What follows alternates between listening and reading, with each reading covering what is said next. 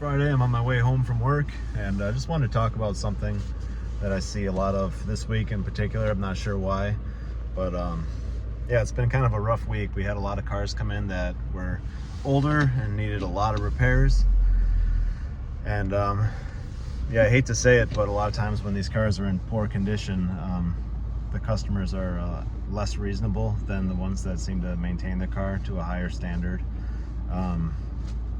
We have people come in with these older cars and they'll say they just want an oil change done, let's say, you know, and you'll look at the car, you'll lift it up on the hoist, and there'll be dangerous problems with the suspension and the brakes and everything. The engine will be hemorrhaging oil from every seam and coolant, and it'll have serious problems, and they'll say just do an oil change and whatever. So either way, I'll do a courtesy inspection, make sure everything's okay, you know, as far as from a safety standpoint, write down everything I find, prioritize it the best I can, just to give them a heads up, just so they know.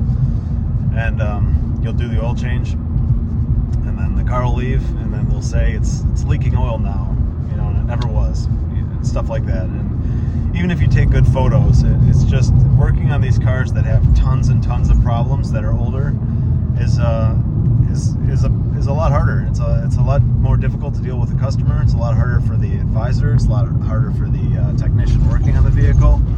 I was working on an old Passat from the late 90s a few weeks ago, and we got an email saying that I was working on the interior of it. I was doing something on the interior of the car, big job, and we got an email saying something like, I took their air filter housing and replaced it with a used air filter housing that was in rougher condition than theirs. Very strange things like that, and you see that happen more so with these cars that are in poorer condition for some reason.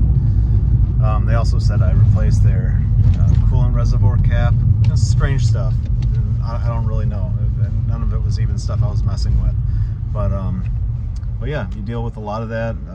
Today we had a customer come in for an oil change, and they pretty much just right away said they don't really trust repair shops, so they want the oil filter you know, saved and given to them, you know. So I ended up having to bag up the oil filter a bunch of times to make sure it wasn't, you know, leaking anywhere in their car, and giving that back to them. And this car that the person didn't trust any repair shops on, I'm looking at it, and the throttle boot's falling off the throttle from the MAF, and it's just, you know, leaking everything everywhere. It's the radiator's is leaking from the end tank.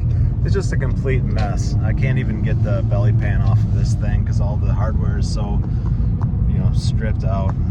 It was a complete mess, and the customer was still, you know, kind of being unreasonable about, you know, trust issues with mechanics and stuff like that. So it's I understand why a lot of times dealerships are prone to just selling, you know, if you have an engine problem, they sell an entire engine rather than go in and try to repair it. Or if there's a connector problem, you know, on the harness on a motor or trans on an older car, rather than repairing the harness, they'll say you need an entire, you know, engine harness, you need a transmission harness, whatever the case. And they kind of try to scare people out of their old cars, because this is a lot of times what happens when you try to repair these cars for these people that, you know, have tons and tons of issues. So that's all. I'm not sure what I'm saying here is any help, but yeah, it can be a real fight. So I hate to like vet our customers and say like this customer can't bring their car in because their car's too old, or whatever the case, or it's a model that's very, you know, has a lot of problems or whatever. But it's from a productivity standpoint, it almost makes more sense to just not take on, you know, an old A8 that has, you know, that has $20,000 worth of pending repairs that the customer hasn't bought. It almost makes more sense not to take that job on and just risk the after effects of having to deal with the customer after you took some of their money for a repair. Because once you take money for a repair, then all of a sudden, you know, you owe them something, and then they can start to complain about other things that are unrelated. It happens all the time. So whatever the case, hope everybody's having a good Friday, and have a good weekend.